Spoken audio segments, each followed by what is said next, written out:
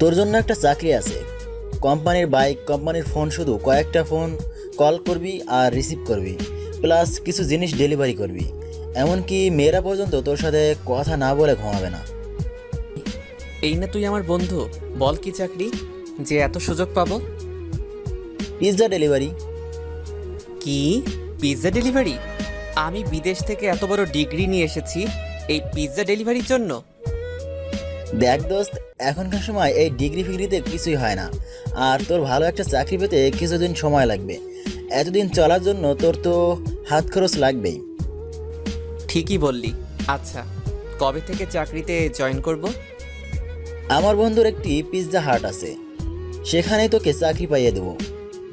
ধন্যবাদ দিয়ে তোকে ছোট করব না বন্ধু। আমার এই বিপদের সময় তুই আমাকে সাহায্য করলি, আমায় এই ঋণ কখনো পূরণ করতে পারবো না। দেখ দোস্ত, তুই আমার জন্য কি করতেছস এই গ্যারেজের সবাই জানে, তাই এইসব ফালতু কথা বলবি না। এখন চল, তোকে আমার বন্ধুর দোকানে নিয়ে যাই। ঠিক আছে, চল। রাজু, গ্যারেজটা দেখ, আমি আসছি। ঠিক আছে উস্তাদ। আমি আর আমার বন্ধু পিৎজা হাটের দিকে রওনা দিলাম তার বাইক নিয়ে।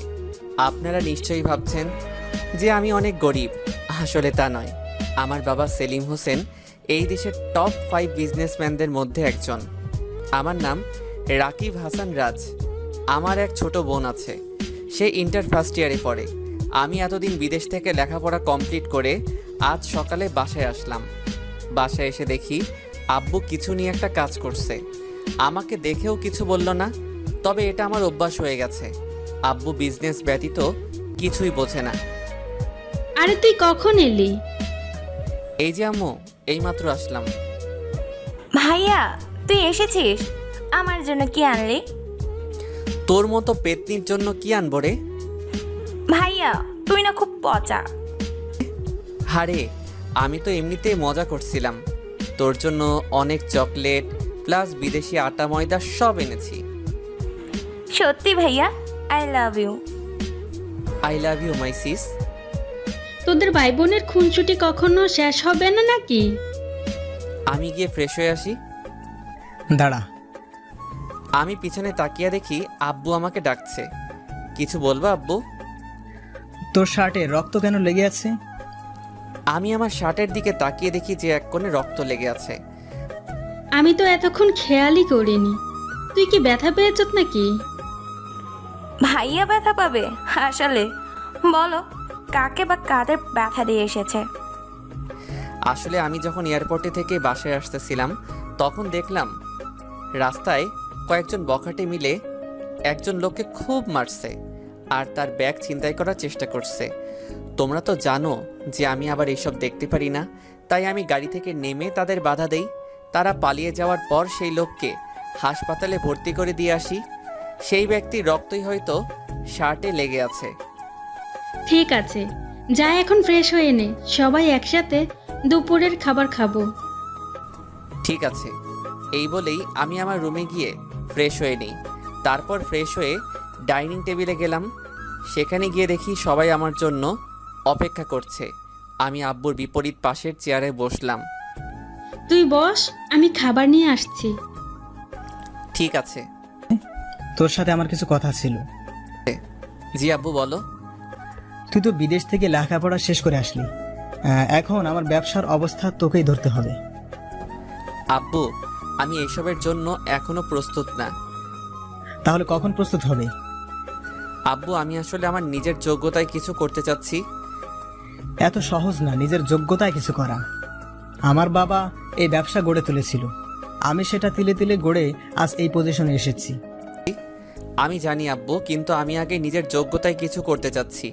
আমার পড়ালেখাকে কোনো কাজে ইনভেস্ট করতে ইচ্ছুক। ভালো, কিন্তু তুমি কি জানো নিজের যোগ্যতায় কিছু করতে হলে একেবারে শূন্য পজিশন থেকে শুরু করতে হবে? জানি। তাহলে তুই এখানে কেন? মানে? একেবারে জিরো পজিশন, মানে রাস্তা থেকে শুরু করতে হবে। আজকে থেকে তুই আর এই বাড়িতে থাকতে পারবি না। যখন তুই দেখবি মানুষ একা কতটা অসহায়, তখন তুই বুঝবি যে একা থেকে কখনো কিছু করা যায় না। তুমি এসব কি বলছো? আমার ছেলে রাস্তায় থাকবে মানে? তুমি বাবা ছেলের ব্যাপারে ঢুকবে না।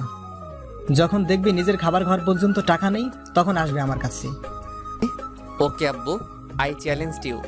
একদিন আমিও বড় কিছু হয়ে দেখাবো। এই বলে আমি নিজের রুমে গেলাম। সেখানে গিয়ে আমি আমার ব্যাগটা কাঁধে নিয়ে বেরিয়ে পড়লাম অজানা উদ্দেশ্যের দিকে। আম্মু আর আমার ছোট বোন আমাকে আটকানোর চেষ্টা করলেও কিছুই করতে পারিনি, কারণ তারা আব্বুকে ভয় পায়। আসলে আব্বুর রাগ উঠলে আব্বু কি করে বা বলে তা আব্বু নিজেও জানে না, কিন্তু পরে তা নিয়ে আফসোস করে। আমি আমার একমাত্র বন্ধু রাহুলের গ্যারেজে আসলাম। সেই আমার প্রকৃত বন্ধু। আমি বিদেশ যাওয়ার আগে আব্বুর কাছ থেকে টাকা নিয়ে রাহুলকে দেই ওর গ্যারেজ চালু করার জন্য। সে এসব মেকানিক কাজে এক্সপার্ট, কিন্তু গরিব বলে কিছুই করতে পারিনি, তাই আমি সাহায্য করেছিলাম। আমি রাহুলের গ্যারেজে গেলাম। কিরে দোস্ত, কি অবস্থা তোর? আমি ভালো আছি, কিন্তু তুই কবে দেশে এলি? এই তো আজকে। ভেবেছিলাম সবাইকে সারপ্রাইজ দিব, কিন্তু আমি নিজেই সারপ্রাইজ হয়ে গেলাম। কি হয়েছে তুই সব বল আমাকে। আমি তারপর রাহুলকে খুলে বললাম। দেখ দোস্ত, তোর যতদিন ইচ্ছা ততদিন আমার কাছে থাক। তোর দয়ায় এই গ্যারেজে অনেক জায়গা, আমরা সবাই এক পরিবারের মতো থাকি। এই জায়গায় গ্যারেজ, রুম, রান্নাঘর সব আছে। ভাই আমাকে একটা কাজ দে, যেরকম কাজ আছে তাই দে, যেখানে অনেক টাকা। আমিও আব্বুকে দেখাতে চাই যে আমি কিছু করতে পারি। তোর কাজ লাগবে মানে? তুই বরং আমাদের কাজ করে দে। দোস্ত এত কথা বলিস না, আমি যা বলছি তা কর। দাঁড়া, আমি একটা ফোন করে আসি। রাহুল ফোন করে আসলো। একটা কাজ আছে তোর জন্য, যেটা তোর কমফোর্টেবল হবে মনে হয়। কি কাজ? তারপর তো সবই শুনলেন। আমি আজকে জয়েন করলাম, কিন্তু মনে হচ্ছে না এই কাজ আমার জন্য সুবিধার হবে। প্রথম দিন কাজ করলাম রাত 12টা পর্যন্ত। পরের দিন সকালে, কি রে, আজকে চাকরিতে গেলি না? দোস্ত আমি এই চাকরি করতে পারবো না। কেন? দেখ, কালকে একদিন চাকরি করে আমি বুঝে গেছি এই চাকরি আমার জন্য নয়। কারণ কালকে রাত 12টা পর্যন্ত আমি ডিউটি করি। সারাদিন কল রিসিভ করতে করতে আমার প্রথমে হাত ব্যথা শুরু হয়। তারপর আমি গুলশানের হাই সোসাইটি এলাকায় পিৎজা ডেলিভারি করতে যাই। সেখানে আমি তো প্রথমে বিল্ডিং খুঁজতে আমার 1 ঘন্টা লাগে। 20 মিনিটে আর কি ডেলিভারি দিব। তারপর বিল্ডিং খুঁজে পাওয়ার পর শুনি লিফট খারাপ, কিন্তু ডেলিভারি দিতে যেতে হবে টপ ফ্লোরে, মানে 15 তলা। দোস্ত আমি শেষ, আমি আর এই চাকরি করব না। তুই কিছু একটা কর। তুই যদি মেকানিক্যাল কাজ পারতি তাহলে আমার গ্যারেজেই কাজ করতি। আচ্ছা, তোর জন্য আরেকটা চাকরি আছে। কি চাকরি? তুই এবার কারো কাছে যাবি না, বরং সবাই তোর কাছে আসবে। এমনকি সব বড় লোকেরা এসে তোর সামনে দাঁড়াবে। তুই অনুমতি না দিলে কেউ ভেতরে যেতে পারবে না। কি চাকরি বল তাড়াতাড়ি। শপিং মলে সিকিউরিটি গার্ড। শেষমেশ এটাই করতে হলো। ঠিক আছে, আমি করব। তাহলে আমার সাথে চল। আমি রাহুলের সাথে গিয়ে নতুন চাকরিতে জয়েন করলাম। আসলে রাহুলের এই কয়েক বছরে অনেক চেনা জানা মানুষ হয়ে গেছে। পরের দিন চাকরিতে জয়েন করলাম। সারাদিন চাকরি করে পরের দিন সকালে আমি শুয়ে আছি, আর রাজু আমার পিঠ মালিশ করছে। কি রে, আজকে গেলি না চাকরিতে? আমি দাঁড়িয়ে রাহুলের দিকে গাড়ির ম্যাটেরিয়াল ছুড়লাম। রাহুল তাড়াতাড়ি সরে গেল। তুই কি পাগল হলি নাকি? আমি তোর কোন কালে শত্রু রে দোস্ত? তুই কেন আমাকে এসব ফালতু জব খুঁজে দিস? কেন, আবার কি হলো? আরে গতকাল সারাদিন সবাইকে চেক করতে করতে আমার পিঠ আর কোমর শেষ। সবাইকে নিচু হয়ে হয়ে চেক করতে করতে আমার অবস্থা করুন। তাহলে তুই বল, তুই কি রকম কাজ করতে ইচ্ছুক? তোকে কিছু করতে হবে না, আমি আমার চাকরি নিজেই খুঁজে নিব। তাহলে তুই খোঁজ, আমি গেলাম। রাহুল কাজে চলে গেল। রাজু বলতো, এই শহরে কোনো চাকরি বা ব্যবসায় অনেক টাকা আয় করা যায়? স্যার এই আমাকে স্যার বলার দরকার নেই, আমাকে ভাই বলে ডাকবি। আচ্ছা ভাই, এই শহরে যদি আপনি বড়লোক হতে চান তাহলে আপনাকে ট্যাক্সি চালক হতে হবে। ট্যাক্সি চালক, going to the near of a taxi. Taxi চালক? হ্যাঁ ভাই, এই শহরে সব থেকে বেশি ইনকাম করে ট্যাক্সি চালকেরা। ধরুন কেউ যদি ওয়েট করতে বলে তাহলে ওয়েটিং চার্জ, আবার ডে শিফট, নাইট শিফট ইত্যাদি এসব তো রয়েছেই। ও, তাহলে তো আমাকে এবারেই কাজ করতে হবে। তাহলে কিভাবে শুরু করবেন? দেখি রাহুল আগে আসুক, তারপর ওর সাথে কথা বলে দেখি। দুপুরের খাবারের সময় রাহুল আসলো। তোর সাথে কিছু কথা ছিল। কি চাকরি করবি ভেবেছিস? সেই ব্যাপারেই তোর সাথে কিছু কথা ছিল। কি বলবি বল। তো আমি আসলে ট্যাক্সি চালক হতে চাই।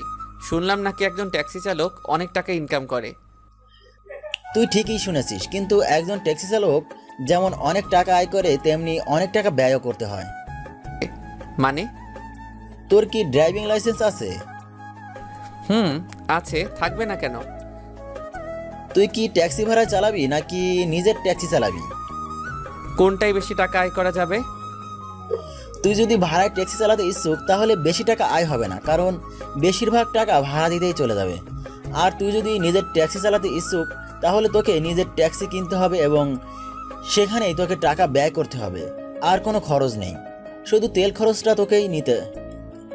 খরচটা তোকে দিতে হবে। আর তুই যদি ইন্স্যুরেন্স করে রাখিস তাহলে ট্যাক্সির অ্যাক্সিডেন্ট হলেও তুইও টাকা পাবি। তাহলে নিজের ট্যাক্সি চালানোটাই বেশি উপকার মনে হয়। তুই কি জানিস একটা ট্যাক্সি কিনতে কত টাকা দরকার? না রে, জানি না। একটা ট্যাক্সি কিনতে কত টাকা দরকার হবে? কমপক্ষে হলেও 3 থেকে 4 লক্ষ টাকা। এই সামান্য টাকা? দূর, এটা কোনো টাকা হলো নাকি? দোস্ত, তুই মনে হয় ভুলেই গেছিস যে তোর বাপ তোকে বাড়ি থেকে বের করে দিয়েছে, আর তোকে নিজের দমে ট্যাক্সি কিনতে হবে। খাইছে রে বন্ধু, তুই বিশ্বাস কর আমি সত্যিই ভুলে গেছিলাম। এবার আমি কি করি? দোস্ত, তুই একটা কিছু কর, আমি তোর টাকা সময় মতো মিটিয়ে দিব। তুই যদি আমার কাছে আমার জীবনটাও চাইতি, না হলে আমি তাও দিয়ে দিতাম। তোর কারণে আমি একটা জীবিকা নির্বাহের সুযোগ পেয়েছি। কিন্তু দোস্ত, আমার কাছে এখন এত টাকা ক্যাশ নাই, আর যা আছে তাতে চলবে না। সমস্যা নেই, অ্যাকাউন্টে যা আছে তাতেই হয়ে যাবে। কিন্তু উস্তাদ, সেটা তো... চুপ কর। না রাজু, তুই চুপ করবি না। কি হয়েছে তুই বল তো আমাকে। ভাই, আসলে এই গ্যারেজের পিছনের দিকটা একেবারে ভেঙে গেছে, আর সেই দিকটা মেরামত করতে অনেক টাকা দরকার। তাই ওস্তাদ ভেবেছিল যে অ্যাকাউন্টে যা টাকা আছে তা দিয়ে মেরামত হয়ে যাবে। রাহুল, রাজু যা বলছে তা কি সত্যি? আরে ছাড় না, এই গ্যারেজ তোর দান। আমার সব কিছু দিয়ে দিলেও আমার কিছু যায় আসে না, আর আমি গ্যারেজটা মেরামত পরেও করতে পারবো। না দোস্ত, এটা হয় না। তুই তোর অ্যাকাউন্ট থেকে একটা টাকাও খরচ করবি না। তাহলে ট্যাক্সি কিনবি কোথা থেকে? দরকার হলে ব্যাংক থেকে লোন নিব। গুড আইডিয়া, কিন্তু লোন নিতে গেলে কিছু তো বন্ধক রাখতে হয়। সেটা দেখা যাবে। এখন তুই রেডি হয়ে নে, আমি আর তুই ব্যাংকে যাব। ঠিক আছে, চল। তারপর আমি আর রাহুল মিলে ব্যাংকে গেলাম। সেখানে গিয়ে ব্যাংকের ম্যানেজারের সাথে যোগাযোগ করলাম। দেখুন মিস্টার রাকিব, আপনার কোয়ালিফিকেশন অনেক হাই লেভেলের, কিন্তু আপনি যে অ্যামাউন্ট লোনের জন্য অ্যাপ্লাই করেছেন আর যে কাজে অ্যামাউন্টটা ব্যয় করবেন সেটা মানানসই না। মানে আপনার শিক্ষাগত যোগ্যতা অন্য লেভেলের, আর এই হিসাবে আপনি যদি ট্যাক্সির জন্য ব্যাংক থেকে লোনের জন্য অ্যাপ্লাই করেন তাহলে এই অ্যামাউন্ট আমরা দিতে পারবো না, কারণ একটা ট্যাক্সি থেকে এই অ্যামাউন্ট আমাদের ব্যাংকের হিসাবের খাতের সাথে মানানসই না। তাহলে আপনি আমাদের লোন দিবেন না? দেখুন, আপনারা যদি কোনো কিছু বন্ধক রাখতে চান আর সেটা যদি আপনাদের লোনের অ্যামাউন্টের সাথে সমান হয় তাহলে আপনার লোন পাস হবে, আর না হলে ইউ মে গো নাও। কিন্তু আমার কাছে তো এমন কিছুই নেই যা বন্ধক রেখে এত বড় অ্যামাউন্টের লোন নিব। তাহলে আপনারা অন্য জায়গায় চেষ্টা করতে পারেন, কিন্তু আমার মতে সবাই একই কথা বলবে, কারণ ব্যাংক পলিসি এমনই হয়। তারপর আমি আর রাহুল মিলে আরও 3টা ব্যাংকে গেলাম, কিন্তু সবাই একই কথা বলেছে। রাত হয়ে এসেছে, তাই আমরা দুইজন গ্যারেজে চলে আসলাম। সকালে যখন আবার বের হব তখন... দেখ দোস্ত, আমরা অনেক ব্যাংকে ঘুরছি, কিন্তু কেউ আমাদের লোন পাস করবে না। কিছু একটা বন্ধক রাখতেই হবে। আমি জানি বন্ধু, কিন্তু তুই তো জানিস যে আমার কাছে এমন কিছুই নেই যা বন্ধক রেখে আমি লোন আনবো। তোর কাছে নেই, কিন্তু আমার কাছে তো আছে। মানেটা হলো আমি আমার এই গ্যারেজটা বন্ধক রাখবো। তুই পাগল হলি নাকি? এই গ্যারেজটা তোর ছোটবেলার স্বপ্ন, আর তুই আজকে তোর স্বপ্ন এইভাবে ভেঙে দিবি? এই গ্যারেজটাও যে তোরই অবদান। এখন যদি তুই আমার থেকে হেল্প না নেস তাহলে তুই আমাকে আর বন্ধু বলে ডাকবি না।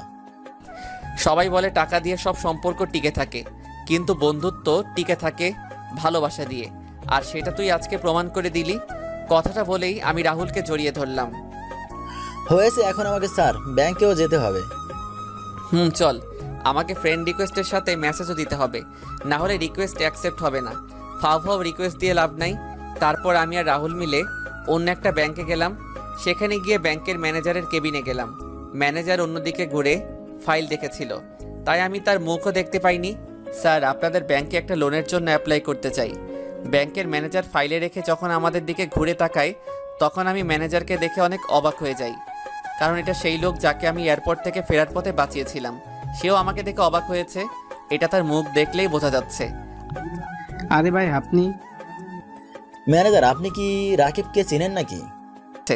আরে তোকে ওই দিন বললাম না যে এয়ারপোর্ট থেকে আসার সময় এক লোককে ছিনতাইকারীর হাত থেকে বাঁচিয়েছিলাম, এই সেই লোক। ওহ, সেদিন আমি ব্যাংকের টাকা নিয়ে হেড লকারে যাচ্ছিলাম। সেদিন যদি আপনি আমাকে রক্ষা করতেন তাহলে আমার চাকরিটাই হয়তো আর থাকতো না। বাদ দেন বিষয়টা, সেটা তো আমার মানবিক দায়িত্ব ছিল। আপনারা এখানে কি করে, কোনো কাজের জন্য এসেছেন? হ্যাঁ, আসলে আমার একটা ট্যাক্সি কেনার জন্য 3 লক্ষ টাকা লোনের দরকার, কিন্তু সব ব্যাংক আমাদের না বলে দিয়েছে, কারণ আমাদের কাছে তেমন কোনো জিনিস নেই যা আমরা বন্ধক দিয়ে লোন উঠাতে পারি। এটা কোনো ব্যাপার না, আমি আপনার লোন পাস করিয়ে দেব। কিন্তু কোনো গ্যারান্টি ছাড়াই আমাকে লোন দিয়ে দিবেন? যে ব্যক্তি একজন অচেনা মানুষের জীবন বাঁচাতে নিজের জীবন রিস্ক রেখে সে আর যাই করুক না কেন, কোনো ঠকবাজ হবে না। আপনি শুধু এই ফর্ম আর কিছু কাগজের সাইন করে দিন, তাহলে আগামীকালের মধ্যে আপনার লোন পাস হয়ে যাবে। কি বলে যে আপনাকে ধন্যবাদ দিব আমি জানি না। আপনি আমার যত উপকার করেছেন তার বিচারে আমার উপকার একেবারেই ছোট।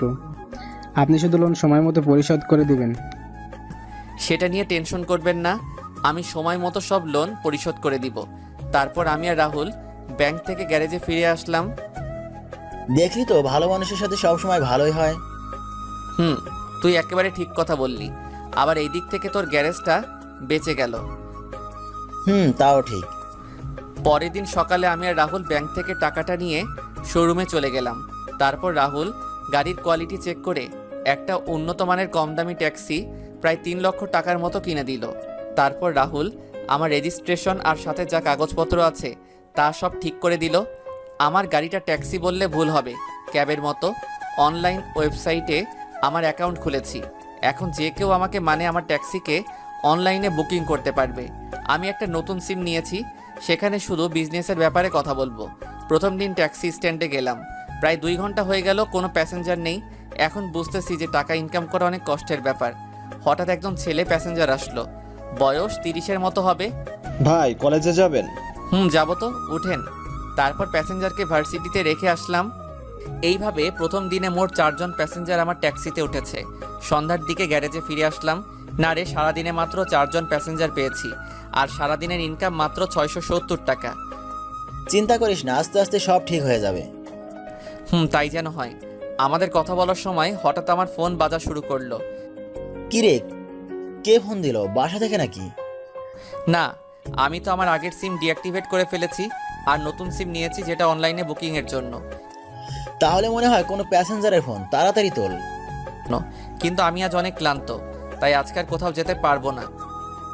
আরে হাদারাম, নাইট শিফটে অনেক টাকা আসে, সাধারণ চার্জের থেকে 3 গুণ টাকা বেশি। তারপর আমি কলটা রিসিভ করলাম, আর ওই পাশ থেকে একটা মেয়ের কণ্ঠ শুনতে পেলাম। হ্যালো, আমার একটা ট্যাক্সি প্রয়োজন। কিন্তু এখন তো রাত 8টা বাজে, আর আমার শরীর অনেক ক্লান্ত। আপনি অন্য কোনো ট্যাক্সির ব্যবস্থা করুন। আপনি যত টাকা চান দেব, তাও প্লিজ আসুন। ঠিক আছে, অ্যাড্রেসটা বলুন। আসলে টাকার কথা শুনে রাজি হয়ে গেলাম। আপনি এঞ্জেল নাইট ক্লাবে চলে আসুন। ঠিক আছে, আধা ঘন্টার মধ্যে আসতেছি। এই বলে আমি রাহুলকে বিদায় জানিয়ে অ্যাঞ্জেল নাইট ক্লাবের উদ্দেশ্যে বেরিয়ে পড়লাম। আরও একটা কথা, আপনারা হয়তো ভাবছেন যে আমি বিদেশে থেকেও এই দেশের রাস্তাঘাট কিভাবে চিনি। আসলে আমার ড্রাইভিং এক্সপিরিয়েন্স আছে, সাথে আমার ট্যাক্সিতে জিপিএস সিস্টেম লাগানো আছে, যার ফলে আমার রাস্তাঘাট চিনতে কোনো সমস্যা হয় না। আমি অ্যাঞ্জেল নাইট ক্লাবে পৌঁছাতে পৌঁছাতে রাত প্রায় 10টা বেজে গেল। আমি সেই মেয়েকে আবার ফোন দিলাম তিনি কোথায় আছে তা জানার জন্য। হ্যালো ম্যাম, আপনি কোথায়? আমি তো ক্লাবে পৌঁছে গেছি। হ্যাঁ, ক্লাবের দরজার কাছে আসুন। ঠিক আছে। ফোনটা রেখে আমি ক্লাবের দরজার কাছে গেলাম। সেখানে গিয়ে দেখি এক রূপসী কন্যা বসে আছে, কিন্তু ফুল মাতাল হয়ে। আমি বুঝে গেলাম এই সেই মেয়ে যে আমাকে ফোন করেছিল। ম্যাম, আমি সেই ট্যাক্সি চালক যাকে আপনি ফোন করেছিলেন, আসুন। আমি ট্যাক্সিতে কিভাবে যাব? দেখতেছো না আমার অবস্থা? আমাকে নিয়ে চলুন। ঠিক আছে, চলুন। তারপর আমি মেয়েটাকে ধরে ধরে আমার ট্যাক্সির কাছে নিয়ে গেলাম। তাকে আমার পাশে বসালাম। আমি ড্রাইভিং সিটে গিয়ে বসলাম। ম্যাম, এখন বলুন কোথায় যাবেন? যেখানে ইচ্ছে সেখানে নিয়ে যাও। ম্যাম, এত রাতে ফাইজলামি করবেন না, প্লিজ বলুন কোথায় যাবেন। পার্ক স্ট্রিটে নিয়ে চলুন। ঠিক আছে। তারপর মেয়েটাকে নিয়ে পার্ক স্ট্রিটে যাওয়ার জন্য গাড়ি চালানো শুরু করলাম। তোমার পাশে একটা হট মেয়ে বসে আছে আর তুমি সুযোগ নিচ্ছ না। ম্যাম, আপনি ফুল মাতাল হয়ে গেছেন। কি বলতেছেন আপনি নিজেই জানেন না? আমি তোমার মতো এত হ্যান্ডসাম স্টাইলিশ ট্যাক্সি চালক কখনো দেখিনি। Thanks ma'am. আসলে আমি আমার জামা কাপড় নিয়েই বাসা থেকে বের হয়েছিলাম, আর আমি সবসময় স্টাইলিশ থাকতে পছন্দ করি। কিছুক্ষণ পর ম্যাম, আমরা পার্ক স্ট্রিটে পৌঁছে গেছি। এখন কোন দিকে যাব? ম্যাম, কোথায় যাব? এবারও উত্তর না পাওয়ায় আমি ম্যামের দিকে তাকালাম। আমি মেয়েটার দিকে তাকিয়ে পুরো 440 ভোল্টের শক খেলাম, কারণ আমি তাকিয়ে দেখি সে ঘুমিয়ে পড়েছে। আমি ভয় পেয়ে গেলাম, কারণ আমি জানি কেউ যদি নেশা করে ঘুমায় তাহলে তার ঘুম ভাঙতে 10 ঘন্টার মতো সময় লাগবে। এখন আমি কি করি?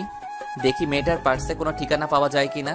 মেয়েটার পার্স থেকে একটা আইডি কার্ড পেলাম, যেখানে দেখলাম মেয়েটার নাম সোনালিকা, গল্পের নায়িকা, আর মেয়েটি কলেজে ইন্টার ফাইনাল ইয়ারে পড়ে। এখন আমি কি করি, মাথায় তো কিছুই ঢুকছে না। রাত 1টা বেজে গেছে। এত রাতে এভাবে একটা মেয়ের সাথে থাকলে আমার জন্য ভালো হবে না। আমি মেয়েটাকে নিচ থেকে উপর পর্যন্ত একবার দেখলাম। দেখেই বোঝা যাচ্ছে মেয়েটা বড় লোকের মেয়ে। মনে হচ্ছে কোনো পার্টি থেকে মাতাল হয়ে এসেছে। একেবারে শর্ট ড্রেস পরেছে, হাঁটুর উপর পর্যন্ত ড্রেস উঠেছে। যে কেউ এভাবে একটি মেয়েকে দেখলে নিজের উপর কন্ট্রোল হারিয়ে ফেলবে। না না, আমি কি ভাবছি, কিন্তু আমি তো এক ঘোরের মধ্যে চলে গেছি। আমি মেয়েটার দিকে এগোতে লাগলাম। মেয়েটার ঠোঁটের কাছে গিয়ে আবার ফিরে আসলাম। নিজেকে নিজে 2টা থাপ্পড় দিলাম এইসব উল্টাপাল্টা চিন্তাভাবনার জন্য। আমি সোনালিকার পার্স থেকে ওর মোবাইলটা বের করলাম, যদি কারোর সাথে যোগাযোগ করতে পারি। কিন্তু না, এটাতেও কোনো কাজ হলো না। মোবাইলের ব্যাটারি 0%। এখন নিজের উপর রাগ হচ্ছে, কেন আমি এই জায়গায় আসলাম। কথায় আছে না, অতি লোভে তাঁতি নষ্ট। ঠিক সেই মুহূর্তে আমার কানে পুলিশের গাড়ির আওয়াজ শুনতে পেলাম। আমার মাথায় একটা আইডিয়া আসলো, সাথে সাথে আমার মুখে হাসি ফুটে উঠল। সকালবেলা সোনালিকার ঘুম ভাঙছে। সে তার উপর একটা জ্যাকেট দেখতে পেল। সে একটু নড়তেই বেঞ্চ থেকে পড়ে গেল। আউচ, কি ব্যথা! সোনালিকার কথা শুনে একটা লেডি কনস্টেবল আসলো। ঘুম ভাঙলো মহারানীর? আমি এখন কোথায়? কোথায় আবার? জেলে? জেলে মানে? আমি জেলে কি করছি? কিছু করনি মানে? এত ড্রিঙ্ক কি কেউ করে? আসলে আমি ড্রিঙ্ক করি না, কিন্তু গতকাল আমার ফ্রেন্ডের বার্থডে পার্টিতে বন্ধুরা মিলে জোর করে ড্রিঙ্ক করিয়ে দেয়। ভাগ্য ভালো ছিল যে তোমার ট্যাক্সি চালক সৎ আর নিষ্ঠাবান ছিল, তাই সে তোমাকে আমাদের কাছে রেখে যায় আর তার জ্যাকেট তোমার উপরে দিয়ে যায়। এরকম ড্রেস কি কেউ পরে? কাল যদি অন্য কেউ থাকতো আর তার নিয়ত যদি খারাপ থাকতো, তাহলে এতক্ষণ আমরা তোমাকে খুঁজতাম আর তোমার জামা কাপড়বিহীন দেহ রাস্তার মোড়ে পড়ে থাকতো। আসলে আমি এইসব ড্রেস পরি না, কিন্তু বার্থডে পার্টিতে সব বন্ধুরা জোর করায় এই ড্রেস পরেছি। ঠিক আছে, এই নাও তোমার মোবাইল আর পার্স। ধন্যবাদ। ধন্যবাদ তো তোমার সেই ট্যাক্সি চালককে দেওয়া উচিত, যে তোমাকে এখানে নিয়ে এসেছে। আমি তাকে কোথায় পাবো? তা আমি কি করে জানবো? ও, তারপর সোনালিকা তার মোবাইল আর পার্স আর আমার জ্যাকেট সাথে নিয়ে থানা থেকে বের হয়ে গেল। তারপর সেখান থেকে একটা ট্যাক্সি করে তার বাসায় চলে গেল। বাসায় যেতেই, সারা রাত কোথায় ছিলি? আমি কত টেনশনে ছিলাম জানিস? ও ড্যাড, এত হাইপার হওয়ার কিছুই নাই। গতকাল রাতে বন্ধুদের সাথে ক্লাবেই ছিলাম। মিথ্যা বলার জায়গা পাস না। আমি তোর সব বন্ধুকে ফোন করেছিলাম, কিন্তু তারা সবাই বলল তুই রাত 11টার দিকে ক্লাব থেকে বের হয়ে গিয়েছিস। Dad, sorry for telling lie. আচ্ছা, গতকাল হয়েছিলটা কি? তারপর সোনালিকা তার আব্বুকে গতকালের সব ঘটনা খুলে বলল। আমার এত আদরের মেয়ে সারা রাত জেলে কাটিয়েছে। Dad, why are you angry? গতকাল তো আমার ভাগ্য ভালো ছিল বলেই এত সৎ একজন ড্রাইভার পেয়েছি যে আমাকে নিরাপদে থানায় রেখে এসেছে। তাও ঠিক, গতকাল যদি আমার গাড়িটা নিয়ে যেতি তাহলে এই সমস্যা আর হতো না। Dad, I am sorry. ঠিক আছে, এখন গিয়ে ফ্রেশ হয়ে নাও। Okay dad. সোনালিকার ব্যাপারে তো আপনাদের কিছু বলাই হয়নি। সে হলো এই দেশের অন্যতম বিজনেসম্যান রফিক সাহেবের মেয়ে। তার মা ছোটবেলায় মারা গিয়েছিল আমার বাবার থেকে রফিক সাহেবেরা অনেক নিম্ন স্তরের বড়লোক। সোনালিকার বাবার ভালোবাসায় আর টাকায় মোটামুটি অহংকার হলেও মনটা ভালো। তার যখন রাগ উঠে যায় তখন সে অহংকারী আর বদ মেজাজি হয়ে যায়। সোনালিকা তার রুমে গিয়ে ফ্রেশ হয়ে নিল আর আমার জ্যাকেটটা সুন্দর করে দেখতে লাগলো আর ভাবতে লাগলো যে করি হোক আমাকে খুঁজে বের করবে আর ধন্যবাদ দিবে। আমার যতটুকু মনে আছে ট্যাক্সি চালক খুব স্টাইলিশ এবং হ্যান্ডসাম ছিল। তাকে খুঁজে তার জ্যাকেটটা ফিরিয়ে দিতে হবে, সাথে ধন্যবাদ দিতে হবে, তার ভাড়াটাও দিতে হবে। কিন্তু সে আমার যত বড় হেল্প করেছে তার সামনে আমার সব সম্পত্তি দিলেও তার হিসাব মিটবে না। এইদিকে আমি আমার ট্যাক্সিতে করে প্যাসেঞ্জারদের তাদের গন্তব্যে পৌঁছে দিচ্ছি। আমি আজকে সন্ধ্যার মধ্যেই গ্যারেজে ফিরে গেলাম। কি রে, আজকে এত তাড়াতাড়ি ফিরে এলি যে? আজকে ভালো লাগছে না তাই তাড়াতাড়ি চলে আসলাম। ভাইয়ের শরীর কি খারাপ নাকি? না রে, এমনি চলে আসলাম। আসলে গতকাল দেরি করে এসেছিলাম তাই আজকে তাড়াতাড়ি চলে আসলাম। হ্যাঁ, এই কথাটাই তোকে জিজ্ঞেস করব বলে আর করা হয়নি। তুই কাল রাত 2টার দিকে কোথা থেকে এলি, আবার খালি হাতে? তারপর আমি রাহুলকে গতকালকের ব্যাপারে সব খুলে বললাম। তোর লাভই তো হলো না, বরং আরো ক্ষতি হয়ে গেল। তোর এত দামি আর শখের জ্যাকেটটা একটা অচেনা মেয়েকে দিয়ে দিলি। তাহলে কি করতাম? যে শর্ট ড্রেস পরেছিল তাতে তাকে পুলিশ স্টেশনে রেখে আসতেও আমার কেমন যেন অস্বস্তি লাগছিল। তার উপর যে ঠান্ডা পড়েছে তাই তার উপরে আমার জ্যাকেটটা দিয়ে এসেছিলাম। তারপর কি কোনো খোঁজ খবর নিয়েছিলি? থানায় গিয়েছিলাম কিন্তু মেয়েটা ছিল না।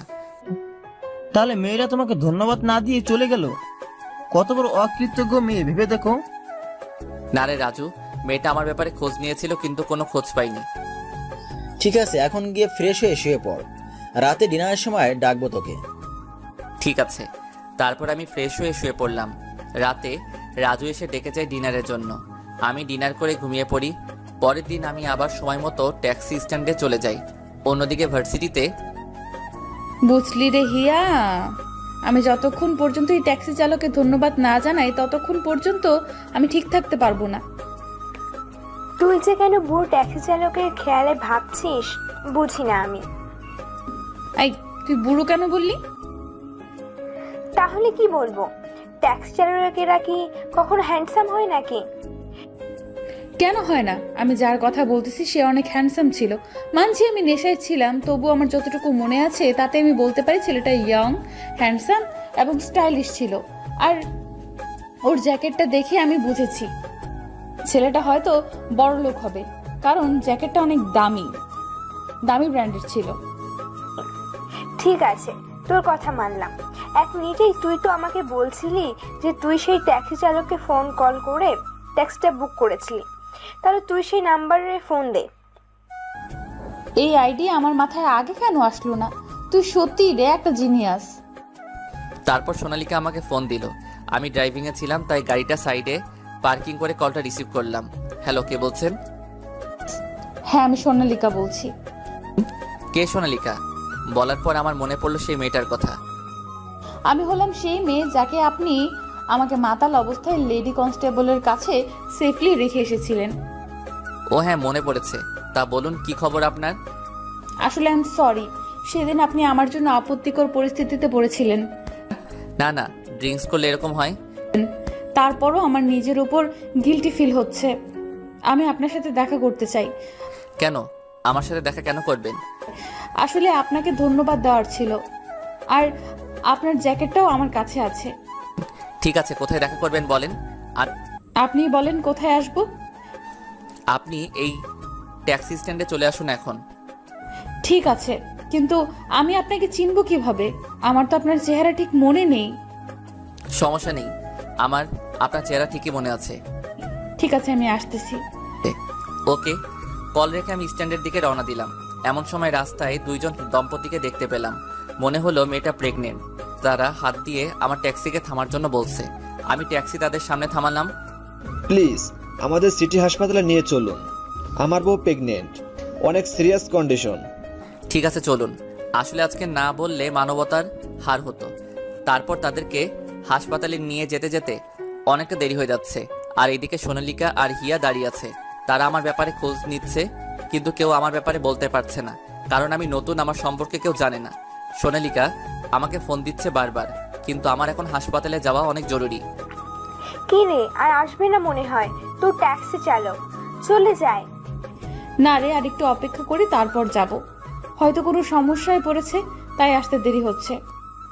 হতেও পারে, ঠিক আছে, অপেক্ষা করি। আমি তাদেরকে হাসপাতালে পৌঁছে দিয়ে স্ট্যান্ডের দিকে রওনা দিলাম। আমি স্ট্যান্ডের সামনে গাড়িটা পার্ক করলাম। আমি মোবাইলে দেখি মোট 35টা মিসড কল।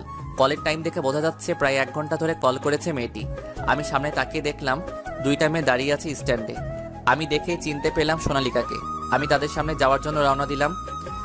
মনে হয় না সে আর আসবে। আমারও মনে হয়, চল এখান থেকে চলে যাই। চল। সোনালিকা চলে যাওয়ার জন্য হাঁটা শুরু করলো। আমি তাদের কাছে যাওয়ার জন্য তাড়াতাড়ি হাঁটা শুরু করলাম। তারা আমার দিকে আসছে। আমি যেই না তাদের সামনে চলে আসলাম, অমনি আমি একটা ইটে হোঁচটকে সোনালিকার উপরে পড়ে গেলাম। আমি সোনালিকার উপর থেকে উঠে ওকে হাত ধরে উঠালাম ওঠার জন্য, কিন্তু সে আমার হাত সরিয়ে নিজে উঠে নিল। সোনালিকা দাঁড়িয়ে আমার গালে ঠাস করে থাপ্পড় দিল। আমি শুধু মাথা নিচু করে আছি, কারণ আমার মাথা এখন গরম হয়ে গেছে। আর আমার মাথা গরম হলে আমি কি করব তা আমি নিজেও জানি না, তাই নিজেকে শান্ত করার চেষ্টা করছি। তোর চোখ নেই নাকি বাড়িতে রেখে এসেছিস? আরে এদের কেয়ারটেকার সম্পর্কে আমরা জানা আছে, সুন্দরী মেয়ে দেখলেই গায়ে পড়তে চায়। তুই ঠিক বলেছিস ইয়া, এখন আমার মাথা গরম হয়ে রয়েছে, তাই এখান থেকে চল, না হলে আমি কি করব আমি নিজেই জানি না। তারপর ওরা 2জন চলে গেল, আর আমি হাবলার মতো ওদের যাওয়ার দিকে তাকিয়ে রইলাম। মেয়েটা বলল কি, যেখানে আমার মাথা গরম হওয়ার কথা সেখানে এর বলে মাথা গরম হয়ে গেছে। তারপর আমার মনে হলো কতক্ষণ ধরে মেয়েটা রোদে দাঁড়িয়েছিল, তাই হয়তো রেগে গেছে। আর আমরা মানুষরা যাদের উপর রাগ করি, সেই রাগ তাদের উপর না দেখিয়ে অন্যের দিকে নিজেদের রাগ দেখাই। আমি আর এক মুহূর্ত সেখানে না দাঁড়িয়ে সেখান থেকে চলে গেলাম গ্যারেজে। অন্যদিকে হিয়া, আমার মনে হয় আমি সেই লোকটার সাথে খারাপ ব্যবহার করেছি। তুই ঠিকই করেছিস। তাহলে এখন কি করবি? সেই লোকটা তো আর পাবো না। সেই ট্যাক্সি চালককেই একবার ফোন করে জিজ্ঞেস করি যে আজকে কেন আসলো না। গ্যারেজে শুয়ে শুয়ে ভাবছি যে আজ হলোটা কি। মেয়েটা প্রথমে আমাকে ডাকলো, তারপর নিজেই আবার অপমান করলো। এমন সময় আমার ফোন বাজা শুরু করলো। আমি ফোনটা চেক করে দেখি সোনালিকা ফোন দিচ্ছে। আমি ফোন না ধরে রেখে দিই। সোনালিকা অবিরাম ফোন দিচ্ছেই। আমি বিরক্ত হয়ে ফোন ধরলাম। হ্যালো, কি জন্য ফোন দিতেছেন? আপনি এত রেগে আছেন কেন? রেগে থাকার কথা তো আমার, কারণ আজকে আপনি আমার কথা রাখেননি। আপনি আজ কেন আসলেন না? আমি তো এসেছিলাম, কিন্তু কোনো কিন্তু নয়, কালকে আপনি ক্যাফেটেরিয়ায় আসবেন। কেন আসবো? আবার থাপ্পড় খাওয়ার জন্য? আপনার কথা ঠিক মানে বুঝলাম না। আপনি কখন থাপ্পড় খেলেন? আজকে আপনি ট্যাক্সি স্ট্যান্ডে যাকে থাপ্পড় দিয়েছিলেন সেই লোকটি আমি ছিলাম। কি আপনি ছিলেন? সত্যি বলতে আমি জানতাম না। আসলে আপনি না আসায় আমার মাথায় রাগ উঠে যায়, আর সেই সময় আপনি আমার উপরে পড়ে যান, তাই রাগের মাত্রা আরো বেড়ে যায়। বুঝেছি, আর বলতে হবে না। I am extremely sorry. Please কালকে আমার সাথে দেখা করবেন। ঠিক আছে, আমি কাল যাব বলে আমি ফোনটা কেটে দিলাম। আমি ফোন রেখে দেখে আমার সামনে রাহুল দাঁড়িয়ে আছে। কি রে, কিছু বলবি? তুই এখন কার সাথে কথা বললি? কার সাথে আবার? প্যাসেঞ্জারের সাথে? না না, তুই আমাকে মিথ্যা বলতেছিস। আমি শুনেছি কাল কোথাও একটা যাবি, অপর পাশের ব্যক্তির সাথে। ক্যাফেটেরিয়াতে যাব সোনালিকার সাথে দেখা করতে। এই সোনালিকাটা আবার কে? আরে সেদিন বললাম না, ওই মেয়েটার ব্যাপারে যাকে আমি পুলিশ স্টেশনে রেখে এসেছিলাম। বুঝলাম, কিন্তু সেই মেয়েটার সাথে তোর আবার কিসের কথা? তারপর আমি রাহুলকে আজকে সারাদিনে যা হয়েছে সব বললাম। এই মেয়েটা তোর পিছে কেন পড়েছে? জানি না রে। আমার মনে হয় তোর প্রেমে পড়ে গেছে। আরে সে তো এখনো আমার চেহারাও দেখেনি। তাহলে তুই প্রেম কর মেয়েটার সাথে। এ হয় না রে দোস্ত। কেন হয় না? মেয়েটা কি সুন্দর না? সুন্দর না মানে? একেবারে পরীর মতো সুন্দর। তাহলে তোর প্রবলেমটা কোথায়? আমার লক্ষ্য হলো এখন বড় লোক হওয়া, আর আব্বুকে প্রমাণ করে দেওয়া যে আমিও কিছু হতে পারি। তা তো আমি জানি ভাই, কিন্তু আর কতদিন সিঙ্গেল থাকবি? আমার নিয়ে তোকে ভাবতে হবে না, তুই বল তোর কি খবর? আমার আর কি, আমার আগামী মাসে বিয়ের কথা হবে। তোর বিয়ে হবে আর আমি জানি না? আরে আমি একটা রিলেশনে আছি, আর আব্বু আম্মুকে গ্রাম থেকে তাদের কাছে সামনের মাসে পাঠাবো আমার বিয়ের কথা বলতে। আর তুই তো আমার বিয়ের সব দায়িত্ব নিবি। তুই না থাকলে কি আমার বিয়ে হবে?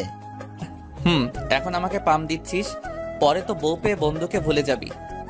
আরে একদম না, তুই হলে আমার জিগারের দোস্ত, তোকে কি করে ভুলতে পারি? তুই থাক, আমার ফোন এসেছে। যা। তারপর ট্যাক্সি নিয়ে আবার বের হলাম। আজকে নাইট শিফট করে মোটা অঙ্কের টাকা হাতে এসেছে। এভাবে যদি কয়েক মাস ভালো করে ইনকাম করতে পারি তাহলে আমার আর অন্য চাকরি করতে হবে না, এই ব্যবসায় সেটেলড হয়ে যাব। পরের দিন সকালে ট্যাক্সি নিয়ে বের হলাম আর বিকালে সোনালিকার বলা ক্যাফেটেরিয়াতে চলে গেলাম। সেখানে গিয়ে সোনালিকাকে ফোন দিলাম। Hello ma'am. হ্যাঁ বলুন, আপনি এখন কোথায়? ক্যাফেটেরিয়ার বাইরেই আছি। আমরা ভেতরে আছি, আপনি চলে আসুন। Okay ma'am. তারপর আমি ক্যাফেটেরিয়ার ভিতরে ঢুকলাম। আশেপাশে তাকিয়ে দেখলাম সোনালিকা ম্যাম আর তার পাশে তার বান্ধবী বসে আছে ক্যাফেটেরিয়ার এক কোণের টেবিলে। সেই দিনের থেকে আজকে বেশি সুন্দর লাগছে ম্যামকে, কিন্তু আমাকে এসব বিষয় দেখলে চলবে না। আমি তাদের কাছে গেলাম। হ্যালো ম্যাম, আমি সেই দিনের ট্যাক্সি চালক। সোনালিকা আর হিয়া আমাকে নিচ থেকে উপর পর্যন্ত চেক আউট করলো, তারপর কথা বলা শুরু করলো। ও আপনি বসেন। Thanks ma'am. এইসব ম্যাম ট্যাম আমার পছন্দ না। আমার নাম সোনালিকা আর এ হলো আমার বান্ধবী হিয়া। আমি রাকিব, একজন সাধারণ ট্যাক্সি চালক। দেখে তো মনে হয় না। মানে?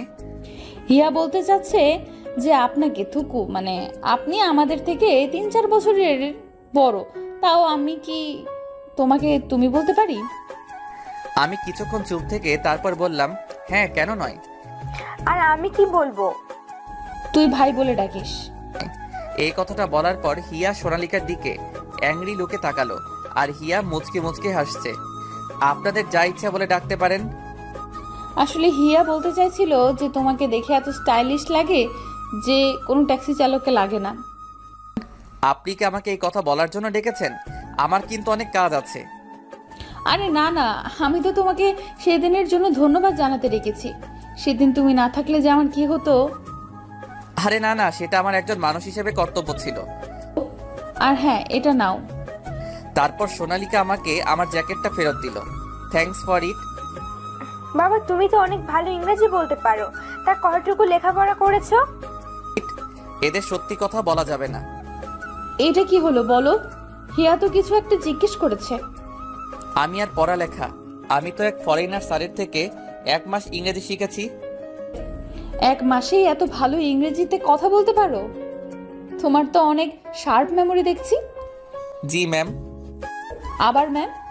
আমাকে সোনালিকা বলে ডাকবে। আর বলো কি খাবে? আপনারাই অর্ডার দেন। তুই অর্ডার দে। রাকিব ভাই কি এইসব খাবারের নাম জানে? এই মেয়েটা দেখি বেশি বেশি কথা বলে। হা, তুই থাম না। রাকিব তুমি অর্ডার করো। ঠিক আছে ম্যাম। থুক্কু সোনালিকা। তারপরে আমি 3 জনের জন্য 3টা ব্ল্যাক কফি আর স্যান্ডউইচ অর্ডার করলাম। খেতে খেতে আমরা কথা বলছিলাম, আসলে একে অপরের সম্পর্কে কথা বলছিলাম। এমন সময় ক্যাফেটেরিয়াতে আমার আব্বু তার বিজনেস ক্লায়েন্টের সাথে এসেছে।